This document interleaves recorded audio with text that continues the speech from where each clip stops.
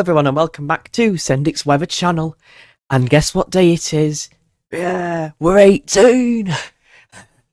So I'm 18 today, as I'm recording this video, the 23rd of March, what a special day. Well, anyway, it's a normal video today, and yeah, I've had some nice birthday messages from a lot of you, so thank you very much for that. But anyway, enough about that, we'll get straight on with the vid. So we're going to be looking at the latest from the models for the next couple of weeks, as usual, as we always do, which will take us to the end of the first week of April, with the extended GFS and the ECM runs, and we'll also take a look at the AO and NEO, and I'll explain what they are later if some of you are new to the channel. So we'll get straight on with things, because why not, you know? And we will be using a different website for the GM because it's still not updated on Weather Central, which is what I'm using for the charts. So at the moment, from the outset, we have low pressure just sat to our south and east, which is bringing some areas of heavy rain to the far south and southeast, but things are turning drier. But pretty chilly out there, I must say, with those easterly winds dominating at the moment. But as we move into the week, into next week, looks quite pleasant. High pressure sat to our south, low pressure centred towards Iceland, and we're bringing in the wind from off the Atlantic, but it's pretty mild west-southwesterly wind. Most unsettled in the north, but pretty nice further south for much of next week until around Thursday and Friday, where low pressure begins to slip southwards just to our east, bringing in more of a northwesterly airflow, which could increase the showery activity in the north and the east. Not too bad. We get repeated northwesterly flows with low pressures moving through the country, which could bring areas of rain, and some colder air masses begin to sink southwards, but not too far southwards. Now, from around the start of end of March into the start of April, the uncertainty begins to arise quite quickly. As you can see, this run is completely different to the midnight run, where the high pressure does move northwards with, this is the midnight run, high pressure does move northwards but sits over and just to the north of the country, keeping it quite mild, quite nice I would say, quite pleasant for the time of year. But with the 6Z, as you can see, if we go back to where we were there, the heights build further eastward, so we get a Scandinavian high, and we begin to drag in some air from the east, which is much cooler than the midnight run, meaning that it would be quite cold further south. Obviously not ridiculously cold for the time of year, but 9-10 degrees is pretty chilly for the time of year, I would say. Obviously it's April, so temperatures aren't too bad at all, really. But they would have a chill to them with that -5 line circling around the country. There could be a few heavy rain showers mixed in there as well, particularly in the south. But still quite settled with the GFS. Keeps it quite high and dry for much of the run, the majority of the run. So looks like quite a settled and pleasant spell. Might just be a little bit chilly at times with the -5 line moving in at times. But again, remember the time of year, not too bad. Pretty dry and pretty settled conditions, not too bad at all.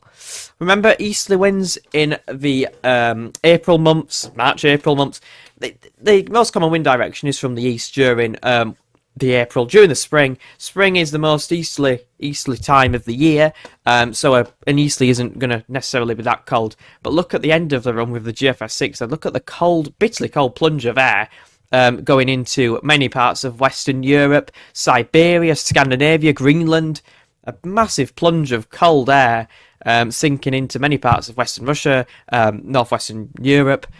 So yeah, pretty extreme temperatures there with that run for many other parts. We're on the periphery of that, so we'd stay quite high and dry and quite pleasant, to be fair. Won't be too bad. Might be a bit chilly by night, but not too bad by day. Now we'll move on to the Icon run next. This is the 12Z run. It's not fully out yet, but we can get out to 5 days. Again, very similar for the next few days. Slightly quicker, though, with the transition to slightly more unsettled conditions, and colder as well, with winds going in from the north by the early hours of Saturday. It does turn more unsettled around Thursday and Friday, further north with some quite brisk northwesterly winds, but nothing too bad. But yeah, bringing in some chillier air masses from the northwest, with high pressure ridging out very slightly in the Atlantic, but still looking quite average, not too bad there. The GEM next has been the one in disagreement with all the other models, because by Friday, again, we've got that low pressure sitting to our east, could be bringing in some longer spells of rain into the east and the northeast. Then that high pressure begins to ridge out in the Atlantic, bringing down a cold northerly direction wind from the north, with the -5 line covering much of the country.